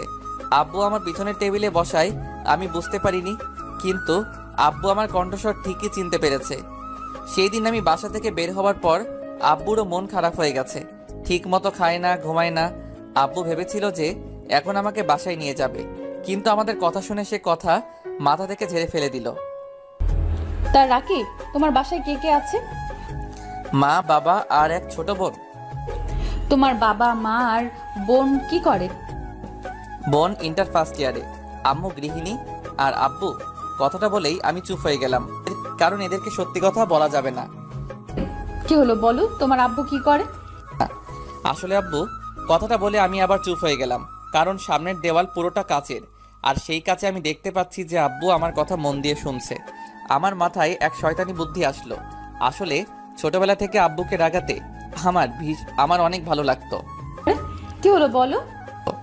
আব্বু আর কি করে, আমার ঘরে বসে বসে খায়, সারাদিন ঘরে বসে থাকে আর নেশা করে। বন্ধুদের সাথে বসে জুয়া খেলে। আর কি বলবো বলো? একটু স্যাড লুকে বললাম, কিন্তু ভিতরে তো আমি হাসছি। আর এইদিকে আব্বু আমার কথা শুনে তেলে বেগুনে জ্বলছে। তাহলে তো তোমার পরিবারের সব চাপ তোমার উপরেই। আমার কথা রাখো, তোমার ভবিষ্যৎ পরিকল্পনা বলো। আমি লন্ডন ক্যামব্রিজ ইউনিভার্সিটি থেকে চান্স পেয়েছি। একটা এক্সাম দিয়েছি, সেই ভার্সিটিতে চান্স পাওয়ার জন্য আগামী সপ্তাহে রেজাল্ট দিবে। দেখি কি হয়। You know what, one of the best varsity this is. আরে রাকিব ভাই কিভাবে জানবে? জীবনে এই ভার্সিটির নাম শুনেছে নাকি? সন্দেহ। যে ভার্সিটি থেকে গ্র্যাজুয়েশন করে দেশে ফিরলাম, সেই ভার্সিটির নাম বলে আমি শুনবো না? কি হলো, কি বলছো বিড়বিড় করে? না কিছু না। আসলে আমাকে যেতে হবে, আমার কাজ আছে। আমাদেরও যেতে হবে, অনেক দেরি হয়ে গেছে। তারপর কাউন্টারে গিয়ে বিল দেওয়ার সময় সোনালিকা বিল দিয়ে দিল আমার আগে। এটা কি হলো? কি হলো আবার? না মানে তুমি বিলটা দিলে কেন? আরে সমস্যা নেই, মনে করো সেদিনের ভাড়াটা দিয়ে দিলাম। চালাক আছো। সোনালিকা হেসে দিল। এই মেয়ের হাসি দেখে আমি ক্রাশ খেলাম। এই হাসিটা আমাকে যেন পাগল করে দিচ্ছে। কিভাবে একটা মেয়ে এত সুন্দর করে হাসে? আমি কয়েকজন প্যাসেঞ্জারকে নামিয়ে রাতের দিকে গ্যারেজে চলে গেলাম। আর এইদিকে আব্বু বাসায় গিয়ে, তোমার ছেলে কি কোনোদিনও মানুষ হবে না? কেন, রাকিব আবার কি করেছে? এমনিতেই ছেলেটাকে বাসা থেকে বের করে দিয়েছো। কেমন আছে, কোথায় থাকে, কি করে কিছুই জানি না। কি আর করে মেয়ে পটাচ্ছে? মানে আব্বু, তুমি কি ভাইয়াকে দেখেছো? বলো না আব্বু, বলো না। তারপর আব্বু আজকে সব কথা আম্মু আর রিয়াকে বলল। আম্মু আর রিয়া তো হেসে গড়াগড়ি খাচ্ছে এমন ভাব। এতে হাসার কি আছে বুঝলাম না। আব্বু, ভাইয়া তোমাকে এইবারও বোকা বানিয়ে দিল। মানে? মানেটা হলো রাকিব হয়তো কোনোভাবে তোমাকে দেখে ফেলেছিল, তাই এই কথাটা বলেছে তোমাকে রাগানোর জন্য। তুমি তো জানো রাকিব তোমাকে রাগাতে কত ভালোবাসে। যা, এইবারও বোকা হয়ে গেলাম। ভেবেছিলাম ছেলেটা হয়তো কষ্টে আছে, কিন্তু না, ছেলে তো দিব্যি গার্লফ্রেন্ডের সাথে ক্যাফেটেরিয়াতে বসে আড্ডা দিচ্ছে। তাতে তোমার কি? দেখবে আমার ছেলে একদিন প্রমাণ করে দিবে যে সেও কিছু করতে পারে। রাতে আমি শুয়ে শুয়ে সোনালিকার কথা ভাবছি। না চাইতেও তার ওই মায়াবী মুখ আর তার ভুবন ভোলানো হাসি মাখা মুখ আমার চোখের সামনে ভেসে উঠছে। আমি শুধু এটা ভাবছি যে একটা মেয়ের হাসি কিভাবে এত সুন্দর হতে পারে। আমি যেন এক ঘরের মধ্যে আছি। এমন সময় রাহুল আর রাজু আসলো আমার সাথে কিছু কথা বলতে। কি রে, শুয়ে শুয়ে কি ভাবতেছিস? ভাবছি একটা মেয়ের হাসি এত সুন্দর কিভাবে হয়। কি বললি? ওস্তাদ, আমার মনে হয় রাকিব ভাই প্রেমে পড়েছে। ঘরের মধ্যে কথাটা বললাম। না না, কিছু না। রাজু তো ভুল কিছুই বলেনি। তোর কথাবার্তায় বোঝা যাচ্ছে তুই প্রেমে পড়েছিস। ঘটনা কি খুলে বলতো? না না, কিছু না। কি বলছিস এসব আবল তাবল? তারপর আমি রাহুলকে আজকের ব্যাপারে খুলে বললাম। আজকে সোনালিকার সাথে আমার কি কথা হয়েছে, তারপর আব্বুর নামে কি কি বলেছি। আমার মনে হয় তুই মেয়েটার হাসির উপর প্রেমে পড়েছিস। ছাড় এইসব বিষয়। আমি এখন এসব বিষয় নিয়ে ভাবতে চাই না। তোরা জানিস যে আমার লক্ষ্য এখন বড় লোক হওয়া। ভাই চিন্তা করেন না, আমরা আছি তো। আর আপনি অবশ্যই আপনার বাপের থেকেও বড় লোক হইবেন। তাই যেন হয় রাজু। অন্যদিকে সোনালিকা শুয়ে শুয়ে আমার কথা ভাবছে। ছেলেটা কত সুন্দর আর কত ভদ্রভাবে কথা বলে, কিন্তু জীবনে অনেক দুঃখ। এইভাবে এক সপ্তাহ চলে গেল। একদিন সকালে আমি একজন প্যাসেঞ্জারকে নিয়ে একটি ভার্সিটিতে নিয়ে আসলাম। আমি আমার ভাড়া নিয়ে যে ট্যাক্সি নিয়ে চলে যাব, ঠিক তখনই দেখলাম সোনালিকা আর ওর বান্ধবীরা ভার্সিটির গেটের সামনে দাঁড়িয়ে আছে। আর সোনালিকাকে দেখে মনে হচ্ছে অনেক দুঃখী, আর মনে হচ্ছে অনেক কান্না করেছে। আমি কি যাব একবার সোনালিকার কাছে? কিন্তু আমি গেলে যদি সে অপমানিত বোধ করে, কারণ সেখানে সবাই দামি ব্র্যান্ডের জামা কাপড় পরে আছে, আর আজকে আমি লোকাল ড্রেসেই স্টাইলিশ লুকে এসেছি। আসলে আমার সব ব্র্যান্ডের জামা কাপড় আমি রেখে দিয়েছি, কারণ আমার ব্র্যান্ডের জামা কাপড় দেখে আমাকে কেউ ট্যাক্সি চালক মনে করে না। আর লোকাল ব্র্যান্ডের জামা কাপড়কেই আমি স্টাইলিশ করে দিয়েছি। আমি লন্ডন থাকতে ফ্যাশন হাউসে 2 মাসের কোর্স করেছি। আসলে আব্বু জানে না যে আমি লন্ডনে থাকতে অনেক ধরনের বিজনেসের কোর্স করেছি। আমি ট্যাক্সি থেকে নেমে সোনালিকার কাছে গেলাম। সোনালিকা, তোমার কি কিছু হয়েছে? আমার কথা শুনে সোনালিকা আর ওর বান্ধবীরা আমার দিকে তাকালো। সোনালিকা, তুই কি এই খ্যাতকে চিনিস নাকি? কে, তুই চুপ থাক। রাকিব ভাই আসলে সেই দিন সোনালিকা বলেছিল না যে সে লন্ডনের ক্যামব্রিজ ইউনিভার্সিটিতে চান্স পাওয়ার জন্য এক্সাম দিয়েছে। আজ রেজাল্ট দিয়েছে, কিন্তু সোনালিকা চান্স পায়নি। এটা তো সত্যি অনেক দুঃখের ব্যাপার। শুধু তাই নয়, আর না, কিছু হয়নি রাকিব। হিয়াকে বলতে দাও সোনালিকা। আজকে ভার্সিটিতে অ্যাডমিশন নিতে এসেছিলাম, কিন্তু ভার্সিটি কিছু সিনিয়র সোনালিকার সাথে খারাপ ব্যবহার করেছে, খারাপ খারাপ কথা বলেছে, শরীরে বিভিন্ন জায়গায় টাচ করতে চেয়েছে। আমি তাকে দেখে সোনালিকা কান্না করছে। সিনিয়রেরা কি এখনো ভিতরে আছে? সোনালিকা, আসো আমার সাথে। কিন্তু কোথায়? সোনালিকা, কোন ছেলেগুলো? রাকিব, ছেড়ে দাও, ওরা অনেকজন আছে। তুমি শুধু বলো কোন ছেলেগুলো তোমাকে বিরক্ত করেছে। ভাইয়া সোনালিকা বলবে না, আমি বলছি। এই যে শুনছেন ভাই সাহেব, আরে রকি, মেয়েটা মনে হয় আমাদের কাছে মজা নেওয়ার জন্য এসেছে। গতবার মনে হয় আমাদের টাচ অনেক ভালো লেগেছে। রকি যেই সোনালিকার পেটে টাচ করবে সেই সময় আমি রকির হাত ধরে মচকে দিলাম। রকি ব্যথায় চিৎকার দিয়ে উঠল। তারপর আমি রকির মুখে একটা ঘুষি দিলাম আর তার নাক থেকে অবিরাম রক্ত পড়তে লাগলো। তারপর বাকি 6 জন আমাকে ঘিরে ফেললো। আমি একে একে সবাইকে মারতে লাগলাম। একজনের 2 পায়ের মাঝখানে একটা কিক করলাম আর সে মরণ চিৎকার দিয়ে উঠল। আরেকজনের পেটে ঘুষি দেওয়ার সাথে সাথে তার মুখ থেকে রক্ত বের হলো। আরও বাকি 5 জনকে একইভাবে মাটিতে শুইয়ে দিলাম।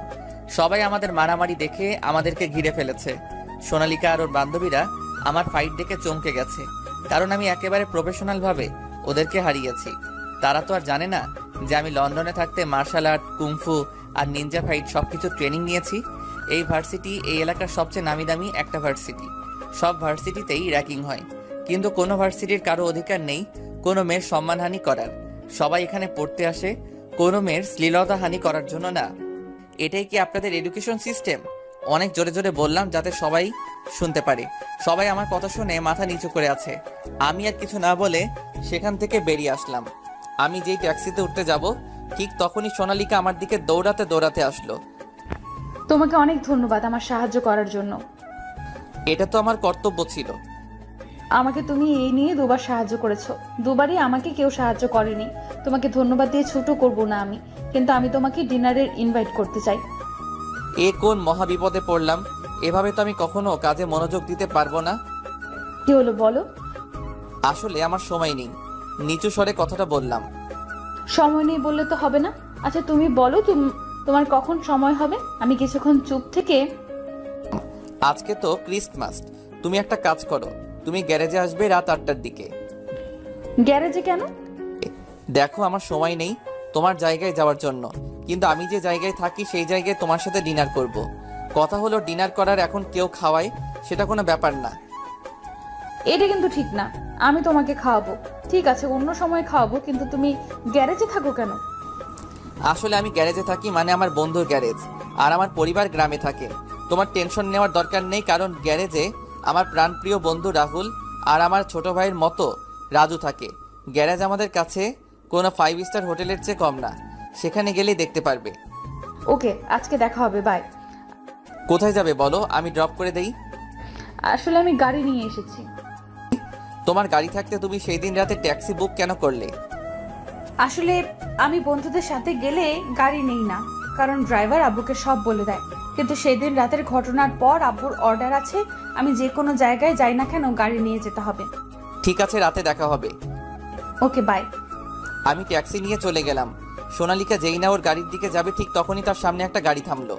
গাড়ি থেকে নেমে এলো এই দেশের টপ বিজনেসম্যানের মধ্যে একজন, সেলিম হোসেন। হ্যাঁ, আমার আব্বু নামলো গাড়ি থেকে। আসলে আমি আর সোনালিকা যখন রাস্তায় কথা বলছিলাম তখন আব্বু আমাদের দেখেছিল, কিন্তু এত দূর থেকে আমাদের কথা শোনা যাচ্ছিল না। তাই আমি যাওয়ার পর আব্বু সোনালিকার কাছে আসলো। তুমি রফিকের মেয়ে না? জি আঙ্কেল, আর আপনি নিশ্চয়ই আমার আব্বুর সবচেয়ে প্রিয় বন্ধু সেলিম হোসেন। আমি আপনার সম্পর্কে ম্যাগাজিন থেকে জেনেছি। তুমি তো দেখি অনেক কিছু জানো।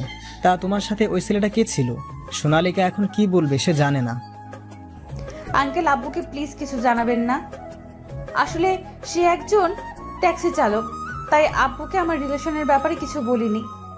কি ট্যাক্সি চালক? আঙ্কেল, আমি জানি আপনি হয়তো ভাবছেন যে আমার মতো বড় লোকের মেয়ে কিভাবে একজন ট্যাক্সি চালককে ভালোবাসে, কিন্তু আঙ্কেল ভালোবাসা তো আর টাকা দেখে হয় না, মন থেকে হয়। ঠিক আছে, যাও।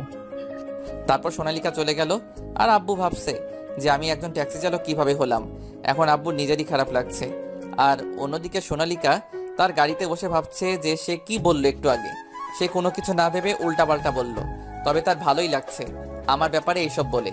সন্ধ্যার মধ্যে আমি, রাহুল আর রাজু মিলে গ্যারেজটাকে পরিষ্কার করে নিলাম আর পুরো গ্যারেজটা বেলুন আর ফেস্টিভাল টুলস দিয়ে সাজিয়ে দিলাম। আর যাই হোক, একটা মেয়ে আসবে, নোংরা পরিবেশে তো আর ক্রিসমাস পালন করতে পারবে না। তবে ক্রিসমাস যতই খ্রিস্টানদের অনুষ্ঠান হোক না কেন, আনন্দ সবাই করতে পারে। রাত 8টার দিকে সোনালিকার গাড়ি গ্যারেজের ভিতর গিয়ে থামলো।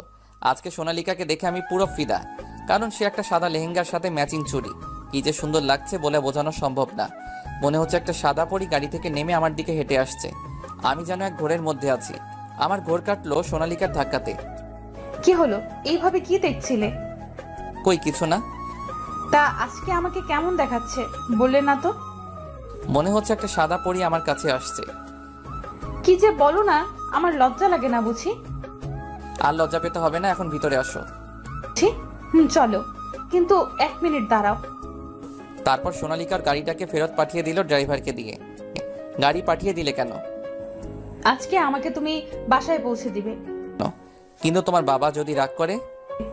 ড্যাড কিছুই বলবে না। আমি বলে এসেছি যে আমি আমার এমন বিশেষ ফ্রেন্ডের সাথে ক্রিসমাস সেলিব্রেট করতে যাচ্ছি, যার কাছে আমি ফুল সেফ। এত বিশ্বাস করো আমায়? আহবার জিগায়। তারপর আমি সোনালিকাকে রাহুল আর রাজুর সাথে পরিচয় করিয়ে দিলাম। সবাই অনেক আনন্দ করলাম। আমরা সবাই একসাথে ডিনার করলাম। তারপর রাত 12টা বাজতেই কেক কাটলাম। হালকা ড্রিঙ্কসও করেছি। আজকে সত্যি অনেক মজা করলাম। রাজু আর রাহুল ঘুমাতে চলে গেছে। সোনালিকা আমার রুমে এসেছে। অনেক তো রাত হলো, চলো তোমাকে বাসায় দিয়ে আসি। কেন আজকে রাতে তোমার সাথে থাকি? ও সোনালিকা, আমি এত বোকা নই। কেউ 1 গ্লাস বিয়ার খেয়ে এত মাতাল হয় না, আমি জানি। জানুই যখন আমার কথায় একটা প্রশ্ন দিবে। কি প্রশ্ন? তুমি কি আমাকে ভালোবাসো? এটা আবার কেমন প্রশ্ন? অনেক রাত হয়ে গেছে, চলো বাসায় দিয়ে আসি। আমি আমার প্রশ্নের উত্তর না পাওয়া পর্যন্ত কোথাও যাব না। এত জেদ তোমার? হুম। ঠিক আছে, তাহলে শোনো। I love you ever and ever. I love you so much. Will you be my dream girl for life long? Yes বলে সোনালিকা আমাকে জড়িয়ে ধরলো। হয়েছে, এবার ছাড়ো, বাসায় যেতে হবে। বলো। তারপর আমি সোনালিকাকে নিয়ে আমার ট্যাক্সি করে তার বাসা নিচে আসলাম। আমরা চলে এসেছি, নামো এবার। আজকে আমাদের রিলেশনের ফার্স্ট ক্রিসমাস, আর আমাকে তুমি মিষ্টি মুখ না করিয়ে বাসায় পাঠিয়ে দিচ্ছ। এত রাতে আমি মিষ্টি পাবো কোথায়? আগামীকাল খাওয়াবো। আমি আজই খাবো, আর মিষ্টি তো তোমার কাছে আছে। আমার কাছে কোথায় মিষ্টি আছে? তারপর সোনালিকা ওর ঠোঁট দিয়ে ইশারা করলো। ওরে এত চালাক তুমি! এতদিন তো জানতাম এই ডায়লগ শুধু ছেলেরা বলে, কিন্তু তুমি তা প্রমাণ করে দিলে। আমাকে আর কিছু না বলতে দিয়ে সোনালিকা তার ঠোঁট দিয়ে আমার ঠোঁট জোড়া বন্ধ করে দিল। এভাবে কতক্ষণ ছিলাম বলতে পারবো না। সোনালিকা আমাকে ছেড়ে দেওয়ার পর দুজনেই হাঁপাচ্ছি। মিষ্টি খাওয়া হয়েছে? সোনালিকা লজ্জায় কিছু বলল না, শুধু মাথা নাড়িয়ে হ্যাঁ বলল। তারপর সোনালিকা ওর বাসায় চলে গেল, আমি গ্যারেজে চলে গেলাম। এভাবে আমার আর সোনালিকার দিনগুলো কাটতে লাগলো। আমি ব্যাংকের লোন মিটিয়ে আবারও লোন নিয়েছি, কিন্তু 10 লাখ টাকা। আমি সেই টাকা দিয়ে আরও 3টা ট্যাক্সি কিনে ভাড়ায় দিয়ে দিলাম। এতে করে আমার অনেক লাভ হতে লাগলো। এইদিকে রাহুলের বিয়ে হয়ে গেছে। একদিন আমি আর সোনালিকা ক্যাফেটেরিয়াতে বসে আছি। রাহুল ভাইয়েরও তো বিয়ে হয়ে গেল। তো কি হয়েছে? কি হয়েছে মানে? তোমাকে এবার আমার বাবার সাথে কথা বলতে হবে আমাদের বিয়ের ব্যাপারে। দেখো, তুমি এত বড় লোকের মেয়ে, আর আমি একজন সামান্য ট্যাক্সি চালক। তোমার বাবা তো আমাকে মেনে নিবে না, তাই আমাকে বড় কিছু হতে হবে। তুমি থাকো তোমার বড় কিছু নিয়ে, আর এদিকে ড্যাড আমার বিয়ে নিয়ে কথা বলা শুরু করে দিয়েছে। না না, আমাকে আর কিছুদিন সময় দাও। আচ্ছা, আর মাত্র 15 দিন সময় দিচ্ছি। তারপর যদি তুমি আমার ড্যাডির সাথে কথা না বলো, তাহলে আমি আমার ড্যাডের পছন্দ মতো ছেলেকে বিয়ে করে নেব। আচ্ছা, আমি গ্যারেজে শুয়ে শুয়ে ভাবছি যে কিভাবে আমি বড়লোক হব, কারণ মাত্র 4টা ট্যাক্সি দিয়ে কোটিপতি হতে পারবো না। আমি আমার সমস্যাটা রাহুলকে জানালাম। তুই তো বিদেশ থেকে অনেকগুলো বিজনেসের কোর্স করেছিস, তাহলে সেই কোর্সের শেখানো টেকনিক অ্যাপ্লাই কর। আমি ভাবছি একটা ছোট দেখে ফ্যাশন হাউস খুলবো, কিন্তু তার জন্য আমার এই ট্যাক্সির প্রফিট যথেষ্ট না। তুই তো আমার থেকে সাহায্য নিবি না জানি আমি। তাহলে এক কাজ কর, ব্যাংক থেকে লোন নে, আর তোর কাছে এখন বন্ধক রাখার মতো সম্পদও আছে। না রে দোস্ত, আমি যদি ব্যাংক থেকে লোন নেই তাহলে আমাকে সেই লোন পরিশোধ করতে হবে, আর তাতে আমার প্রফিট কিছুই থাকবে না। তাহলে কি করবি? জানি না রে। এক কাজ কর, আমি আর তুই একসাথে ফ্যাশন হাউস শুরু করি পার্টনারশিপে। তুই তো আমার থেকে সাহায্য নিবি না, কিন্তু পার্টনারশিপ তো করতেই পারি। আমার টাকা আর তোর ট্যালেন্ট সব মিলে একদম ধামাকা বিজনেস করব আমরা। আইডিয়াটা খারাপ না দোস্ত, তারপর আমি আর রাহুল মিলে একটা ফ্যাশন হাউস শুরু করি। আমি আমার যে একটা ট্যাক্সি চালাতাম সেটা আমি ভাড়ায় দিয়ে দিছি। এখন আমি আমার পুরো মনোযোগ আমার নতুন বিজনেসে লাগাবো। আমার জ্ঞান আর বিদেশ থেকে গ্র্যাজুয়েশন সার্টিফিকেট এই বিজনেসকে সাকসেসফুল করতে অনেক সাহায্য করেছে। এই ব্যবসায় রাহুলের অবদান কোনো অংশে কম নয়। আমি সোনালিকার বাবার সাথে দেখা করি আর তার কাছে সোনালিকে পড়ালেখা শেষ হওয়া পর্যন্ত সময় চাই, আর তিনি আমাকে মেনেও নেয়। এভাবে 2 বছর চলে গেল। আমি আগের থেকে বড়লোক হয়ে গেছি। আমার এখন প্রায় 500টার মতো ট্যাক্সি আছে। আমি আমার টাকা আর ট্যালেন্টকে ঠিকমতো ইনভেস্ট করতে পেরেছি বলেই আজ আমি এত দূরে। লন্ডন থেকে আমি যেসব বিজনেস কোর্স করেছি সেগুলো অ্যাপ্লাই করেছি। আমি আমার ব্যাংক থেকে লোন নিয়ে অনেকগুলো বিজনেস স্টার্ট করেছি, আর রাহুলের গ্যারেজটাকে শহরের সবচেয়ে বড় গ্যারেজে পরিণত করেছি। এখন এখানে অনেক লোক আছে, তাই রাজুকে আমার ট্যাক্সি কোম্পানির ম্যানেজার বানিয়ে দিয়েছি। সময়ের সাথে টেক্কা দিতে দিতে এখন আমি দেশের সবচেয়ে বড় ট্যাক্সি কোম্পানির মালিক। আর আমার ফ্যাশন হাউস আমার বোন রিয়ার নাম, যেটা দেশের অন্যতম জনপ্রিয় ফ্যাশন হাউস।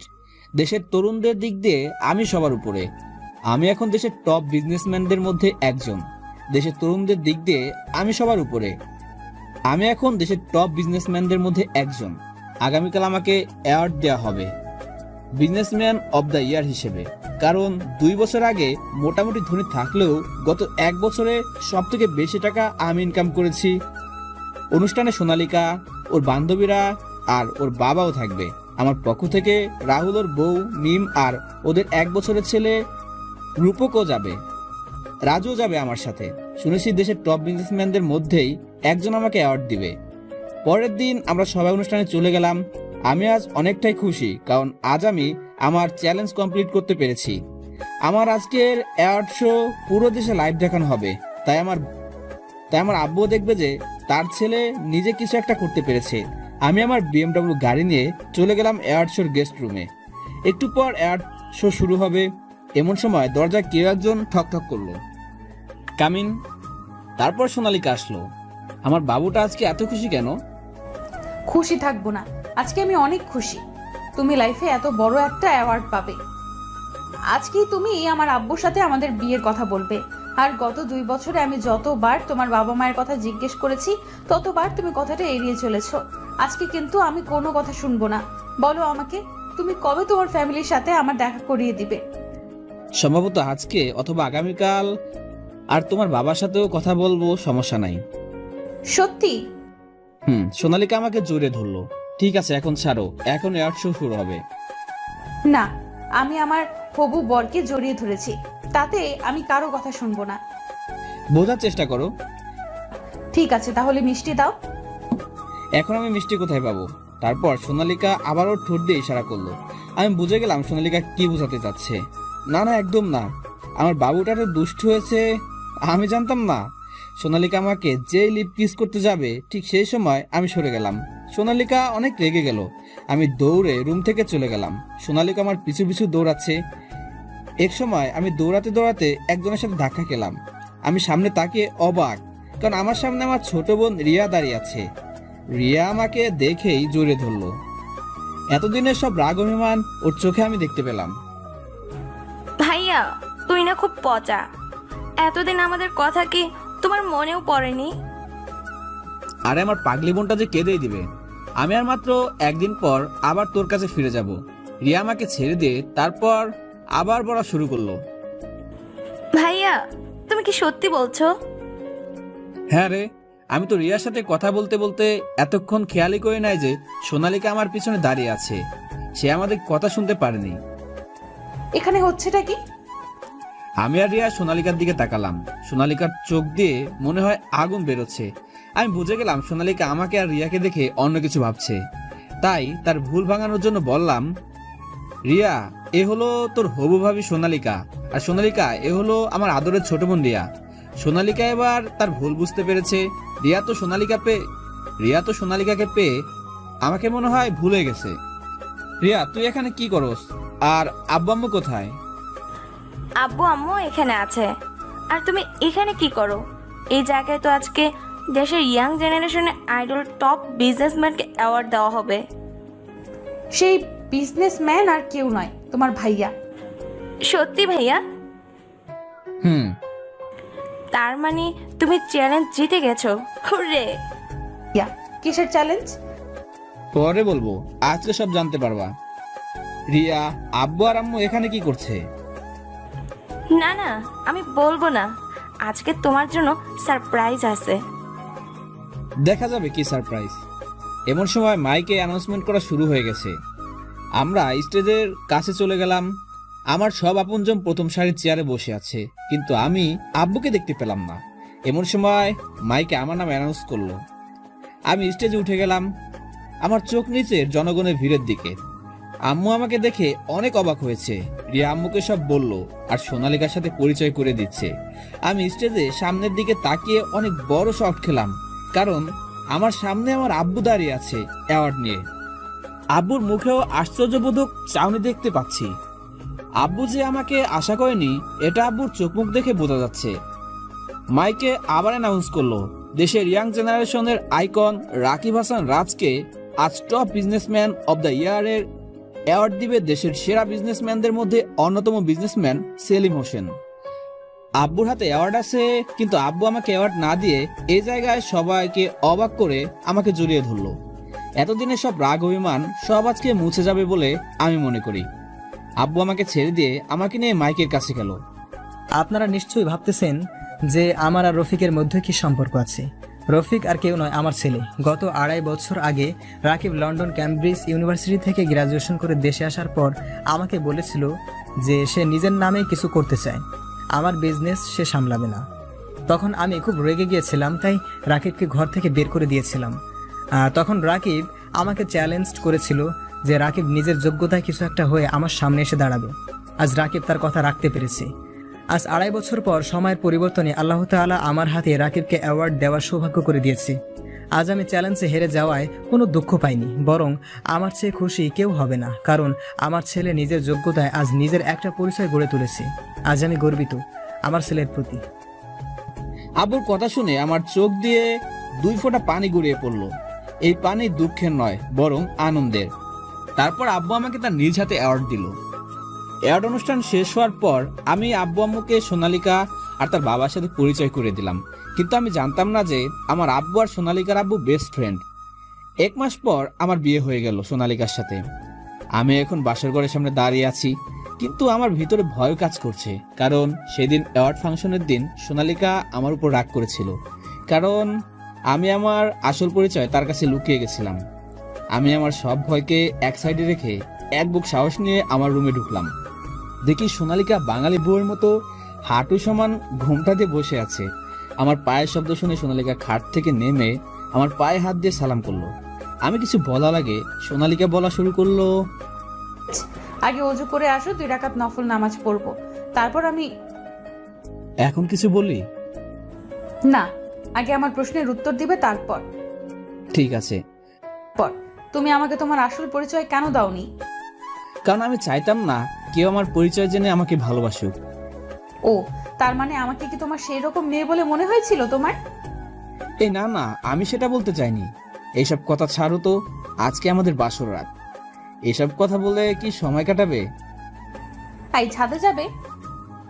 আমি তোমাকে বলছি কি আর তুমি বলছো কি? আর এত রাতে ছাদে গিয়ে কি করবে? যদি কেউ দেখে ফেলে? আরে কিছু হবে না, চলো তো। তারপর সোনালিকার সাথে চুপি চুপি ছাদে গেলাম। সেখানে দোলনায় বসলাম। এই দোলনাটা আমার বোন বানিয়েছিল। চারটা আজ অনেক আলো দিচ্ছে না? এরকম দৃশ্য আমি কখনো দেখিনি। এখন কি আমাকে একটু মিষ্টি দিবে? অনেকদিন মিষ্টি মুখ করিনি। সোনালিকা কিছু না বলে মাথা নেড়ে হ্যাঁ বোধক ইশারা করলো। বাকিটুকু আর না জানাই ভালো। মুই ভদ্রপোলা 5 বছর পর। ড্যাডি ড্যাডি, মাম্মা আমাকে খুব বকেছে। কি তোমার মাম্মার এত বড় সাহস যে আমার প্রিন্সেসকে বকা দিবে? তোমার মাম্মাকে আমি বকুনি দিয়ে দেব। ঠিক আছে, আই লাভ ইউ ড্যাডি। ওরে, আমার নামে বিচার দেওয়া হচ্ছে বুঝি? হ্যাঁ, তুমি আমাকে বকেছো না, তাই আমি ড্যাডির কাছে তোমার নামে বিচার দিয়েছি। এখন ড্যাডি তোমাকে বকবে। মাই প্রিন্সেস, তুমি একটা কাজ করো, তোমার ফ্রেন্ডসদের সাথে খেলতে যাও, আর আমি তোমার মাম্মাকে বকা দিব। ওকে। তারপর ফারিয়া খেলতে চলে গেল। তুমি আমার প্রিন্সেসকে বকেছো কেন? তুমি তোমার মেয়েকে মাথায় উঠিয়ে এত বিগড়ে দিয়েছো। তাই নাকি? এই কি করছো? কেন, আমার বুকে আদর করছি? এই না না, একদম না। ফারিয়া বলছে তার একটা ফুটফুটে ভাই চাই, আর আমি এখন তাই করব। তাই বুঝি, কিন্তু এই প্রসেস করার আগে তোমার এই দর্শকদের বলে দাও এখান থেকে যেতে। কোনো শরম লজ্জা নাই, দেখেছো সিন দেখার জন্য বসে আছে। ঠিক বলেছো। আমার প্রিয় দর্শক বন্ধুরা, আপনারা যান আপনাদের কাজে, আর আমি আমার বংশবৃদ্ধির কাজ করি। তারপর কি হলো আপনাদের জানতে হবে না। এইভাবে মিলন হলো আরো একটি সম্পর্ক।